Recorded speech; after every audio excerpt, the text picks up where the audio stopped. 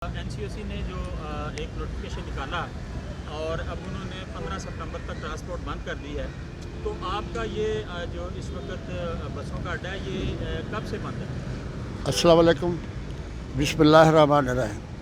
Sir, हमें जिस दिन इन्होंने नोटिफिकेशन भेजा है हमने उसी दिन बंद कर दिया। मुझे मोबाइल पे इन्होंने नोटिफिकेशन भेजा है, अरशद साहब ने, या गुलशेर साहब भेजते हैं या अरशद साहब। हम उसी वक्त इन्होंने बोला आज रात से 12 बजे तक अड्डे बंद, हमने उसी वक्त अड्डे बंद कर दिए। आप हमने देख रहे हैं, आपका बहुत शुक्रिया, आप तशरीफ़ लाएँ, अपनी आँखों से देख लो। तो हमारे तो डी क्लास अड्डे हैं, हम तो सेक्रेटरी साहब के डीसी साहब के मतहत हैं और जिस वक्त उनका कोई आर्डर आता है हम उसी वक्त बंद कर देते हैं। पहले 2 महीने का आया था जब पहले लॉकडाउन शुरू हुआ, हमने 2 महीने मुकम्मल बंद रखे हैं। बकाया ट्रांसपोर्ट चलती रही लेकिन हमने बंद रखे हैं। फिर उन्होंने हफ्तेवार 2 दिन कर दिया। जुमे की रात 12 बजे बंद हो जाते थे और इतवार रात 12 बजे खुलते थे। अच्छा राना साहब, ये बताएं कि यहाँ पे हम देख रहे हैं कि गैर कानूनी अड्डे क्यों चल रहे हैं, कौन चला रहा है ये? सर, वो मैं इसके मतलब कुछ नहीं कह सकता, मैं तो अपना ज़िम्मेदार हूँ। मेरा डी क्लास अड्डा है इस्लामाबाद बस टर्मिनल के नाम से, मैं तो अपना खुद ज़िम्मेदार हूँ। बाकी आपके सामने है, कोई गैर कानूनी है या कानूनी, उससे मेरा कोई लेना देना नहीं। वो आप जाने, इंतज़ामिया जाने, वो उनसे पूछे। इसके मतलब मैं तो कुछ नहीं कह सकता। नहीं, ये हम देख रहे हैं कि यहाँ पे बहुत सारी बसें हैं, यहाँ पे आके खड़ी हो जाती हैं एनएचए के दफ्तर के साथ। तो आपका अड्डा तो रजिस्टर्ड है? हमारा अड्डा रजिस्टर्ड है जी, डी क्लास, मेरे पास लाइसेंस है, गवर्नमेंट का मंजूर शुदा है। तो वो जो सामने स्टॉप पे गाड़ियाँ खड़ी होती हैं उसका मैं तो कुछ नहीं कह सकता। वो इंतज़ामिया से पूछे या एनएचए से पूछे या सीडीए से पूछें।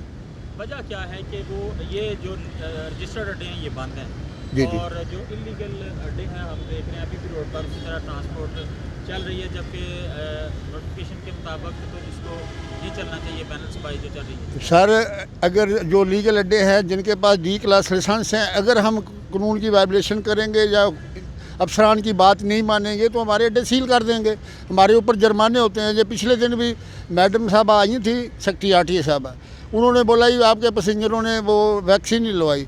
तो मेरा तो उसमें कोई कसूर नहीं, वो 50,000 जुर्माना करके गई, उससे पहले भी जुर्माना करके गई हैं।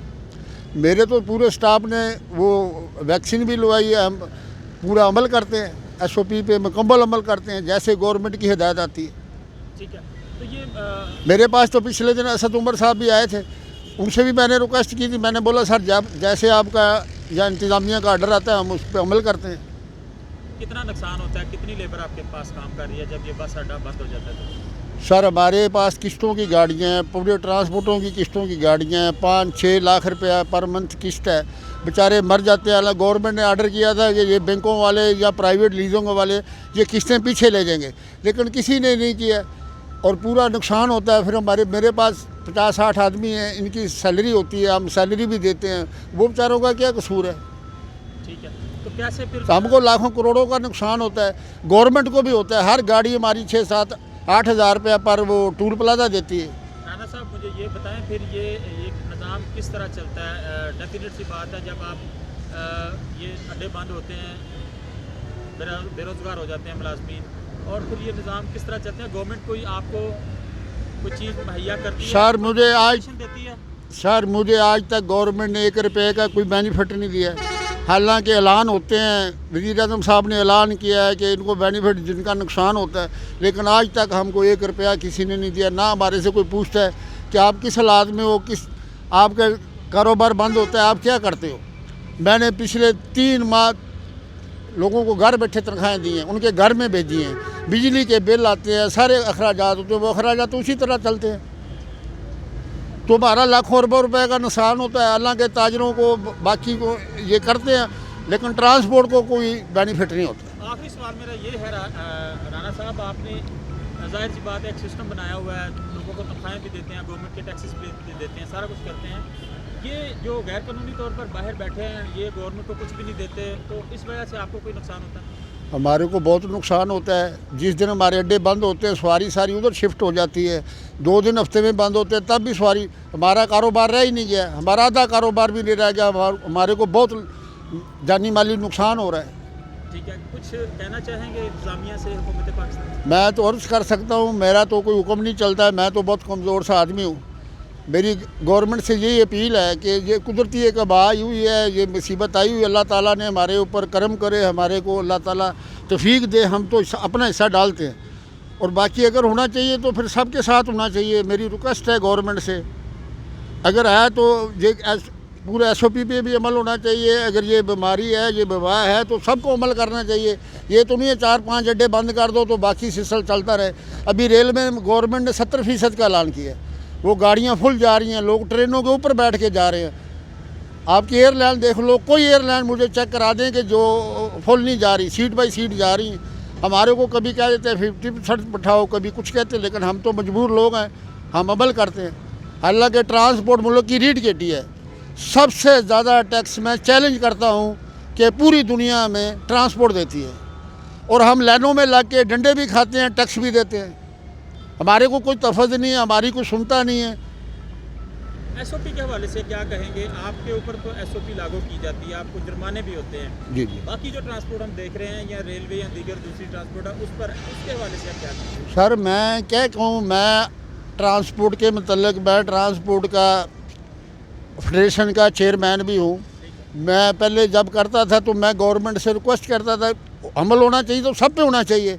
वहाँ कोई नहीं है, बाज़ारों में चल जाएँ, शॉपिंग मॉलों में चल जाएँ, वहाँ कोई नहीं है।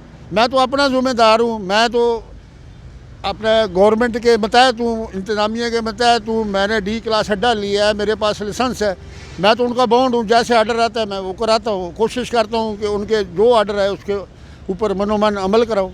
आखिर में कोई कहना चाहते हैं? मैं आखिर में गवर्नमेंट का, इंतज़ामिया का, सेक्रेटरी साहबा का, DC साहब का ये मशकूर हूँ।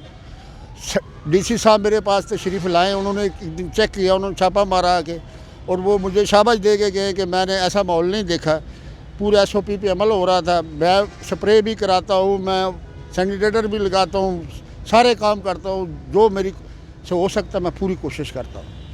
और मैं गवर्नमेंट से यही रिक्वेस्ट करता हूँ कि मेहरबानी करके जो है ना, इस पर सख्ती से अमल कराना चाहिए। अगर मेरे में कोई कमी है, मेरे ऊपर भी वो करना चाहिए, तो ये फिर अमल होगा, ऐसे नहीं होगा। और गवर्नमेंट को भी नुकसान होता है, अरबों रुपए का नुकसान होता है। ये टूल प्लाजा जो है ना, अरबों रुपए का, ये गवर्नमेंट के घर में पैसे जाते हैं, गवर्नमेंट के खजाने में जाते हैं। हम एक मस्कीन लोग हैं जो टैक्स देते हैं, हम टोकन भी देते हैं, रूट परमिट भी बनाते हैं, टूल प्लाजे भी देते हैं। ये मुल्क का पहिया हम चला रहे हैं, मुल्क की रीढ़ की हड्डी की हैसियत रखते हैं। सबसे ज़्यादा रेवेन्यू आप कलेक्ट करा लें तो ट्रांसपोर्ट देता है, लेकिन हमारे को तफज़ कोई नहीं। अभी मैं कश्मीर हाईवे के हवाले से बात करता हूँ। देखो ना, सेक्रेटरी साहबा ने हमारे एंडोर्समेंट करती है रूट की, लेकिन फिर भी इस्लामाबाद ट्रैफिक पुलिस वाले चलान करते हैं, हर गाड़ी को चलान करते हैं। भाई या तो फिर पूरा बैन लगा दो। जब सेक्रेटरी साहब हमारे को ज़्यादा देते हैं, अपनी मोहर लगाते हैं, फीस लेते हैं, तो फिर हमको चलने की इजाज़त दी जाए।